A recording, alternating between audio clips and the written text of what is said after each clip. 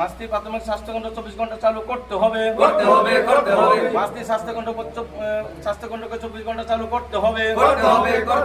নইলে আমাদের আন্দোলন চলছে। নইলে আমাদের তোমার আমার ক্লাবের আন্দোলন চলছে। জনস্বার্থে তোমার আমার ক্লাব সবসময় এগিয়ে আসতে হবে। মাস্তি প্রাথমিক স্বাস্থ্যকেন্দ্রকে 24 ঘন্টা চালু করতে হবে। নইলে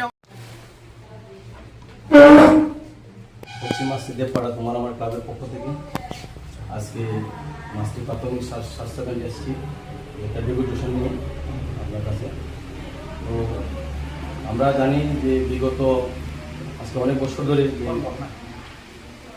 বছর ধরে আপনারা যে মাস্তি প্রাথমিক স্বাস্থ্যকেন্দ্র সেটা 24 ঘন্টা চালু হয়নি, কারণ সেই কারণে আমরা এসেছিলাম। বিশেষত আমরা কাগজপত্রে শুনেছি যে মাস্তি প্রাথমিক স্বাস্থ্যকেন্দ্র অফিসিয়ালিভাবে 24 ঘন্টা চালু আছে। তো এটা কেন 24 ঘন্টা চালু হয়নি সেই নিয়ে আমরা আপনার কাছে এসেছি।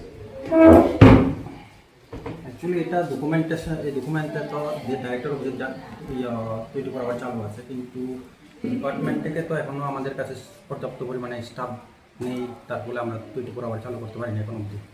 তো রিসেন্টলি আমার কাছে যেটা ইনফরমেশন এসেছে যে এসডিএমও স্যার পার্সোনালি আমাকে ফোন করেছে যে রিসেন্টলি ওনারা ভাবছেন যে এটা চালু করবে, এবং এটা মেন টাইম আমাদের স্টাফ নার্স 2 জন পেয়েছি, আর ওদিকে নার্স আবার এলোপ্যাথি ডাক্তার দিয়েছে। মোটামুটি আমরা সব কিছু রেডি আছে।